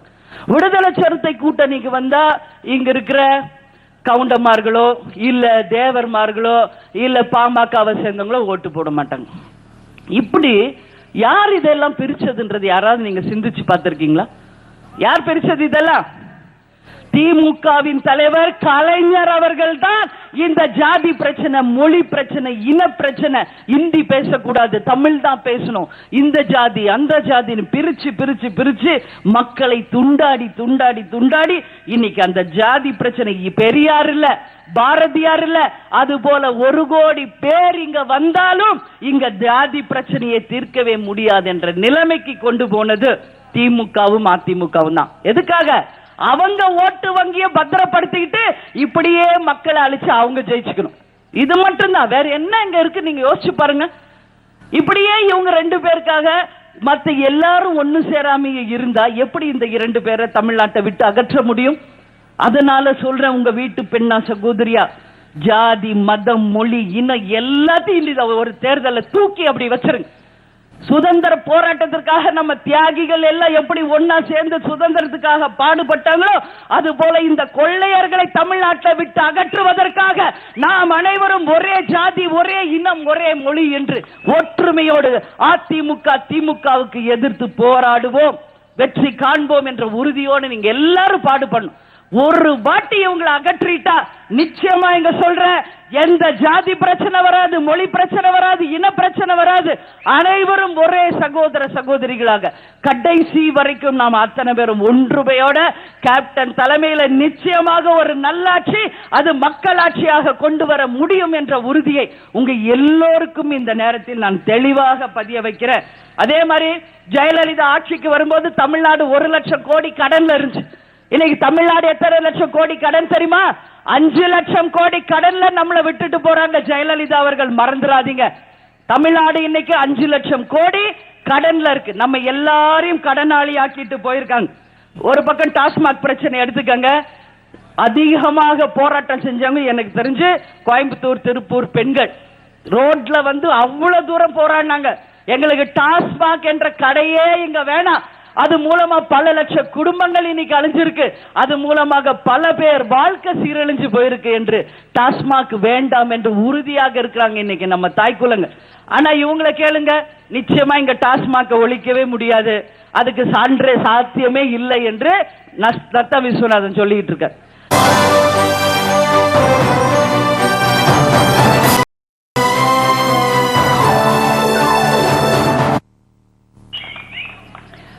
தானா வந்து கரைஞ்சு போறதுதான் நம்ம கட்சி. என்ன பெட்ரோலா அது ஓபன் பண்ணவுடனே தானா கரைஞ்சு போறதுக்கு அத்தனையும் இளைஞர்களை கொண்ட பட்டாளம். இந்த படை தோற்கின் எப்படை வெல்லும் என்பதற்கான சரித்திரங்களாக இருக்கக்கூடியவர்கள் இளைஞர்கள். கேப்டன் சொல்லுக்கு மட்டுமே கட்டுப்பட்டவர்கள், ராணுவ கட்டுப்பாட்டிற்கு இணையானவங்க. அதனால இன்னைக்கு உங்களுடைய ஆசை வார்த்தையை காமிச்சு நீங்க யாரையும் வலையில சிக்க வைக்கிச்சு நினைச்சா சிக்க போறது நீங்க தான்.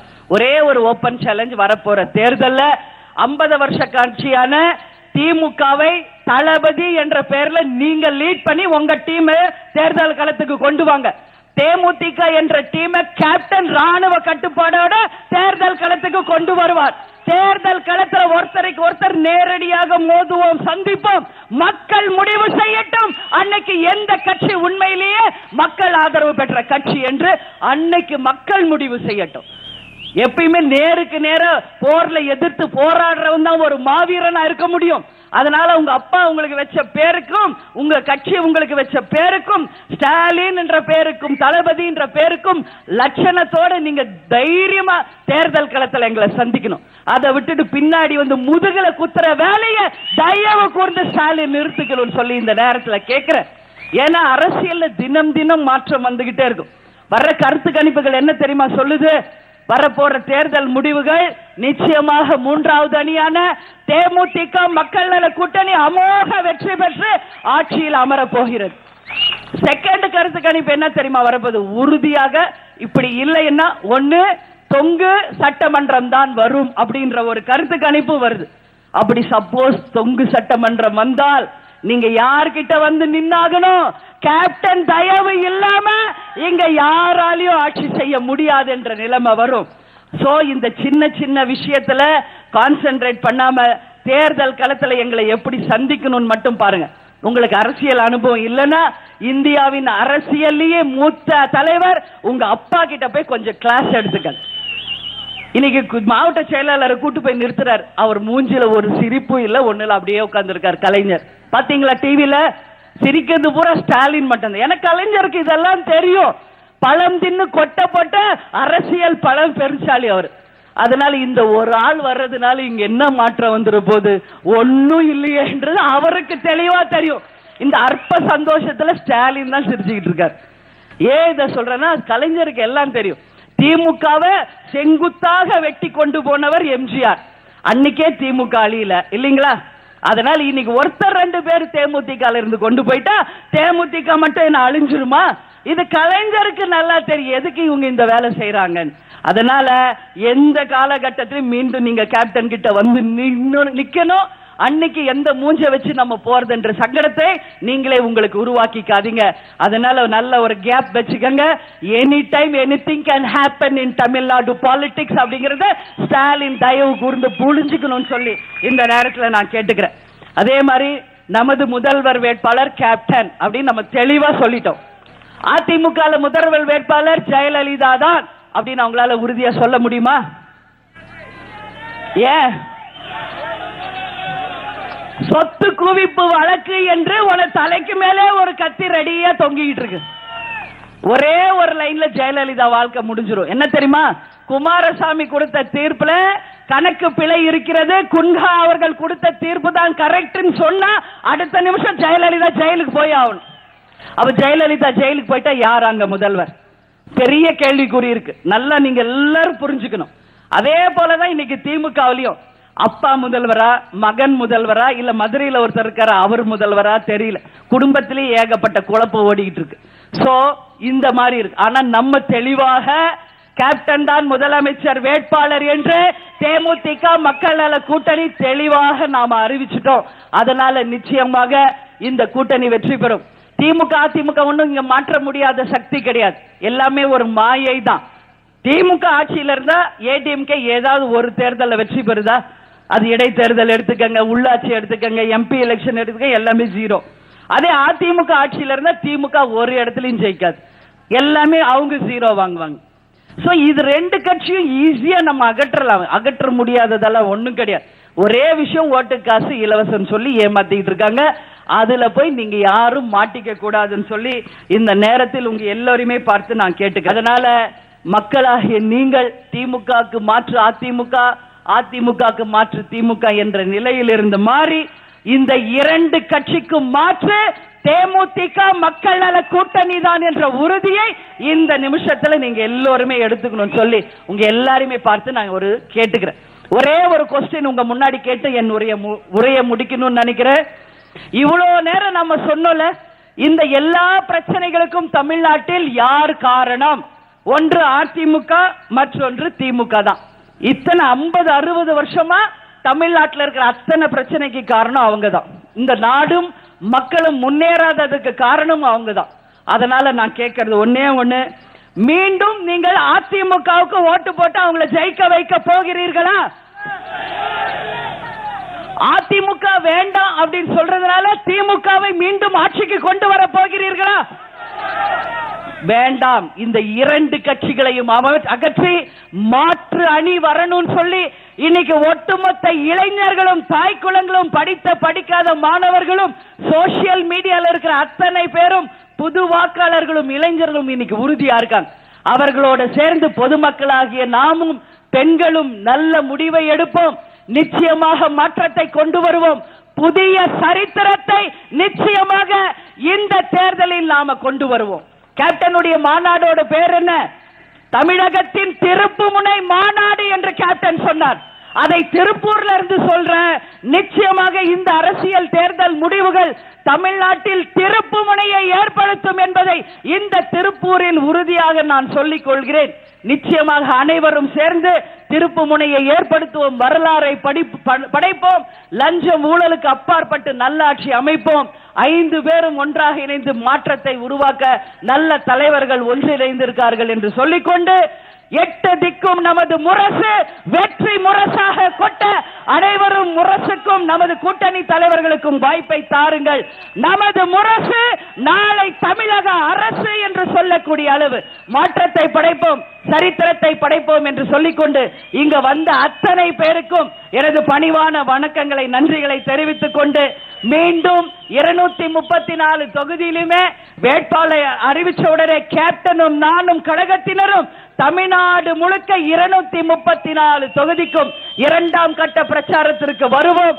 கிராமம் கிராமமாக சென்று மக்களை சந்திப்போம் என்பதை இந்த நேரத்தில் தெரிவித்துக் கொண்டு ஏப்ரல் 10ஆம் தேதி சென்னையில ஒரு மாபெரும் மாநாடு கூட்டணி தலைவர்களால் நடத்த போகிறது. அது முடிஞ்சவுடனே வேட்பாளர் லிஸ்ட் வேட்பாளர்களோடு வந்து சந்திப்போம் என்று தெரிவித்துக் கொண்டு உங்களிடமிருந்து விடைபெறுகிறேன். நன்றி, வணக்கம்.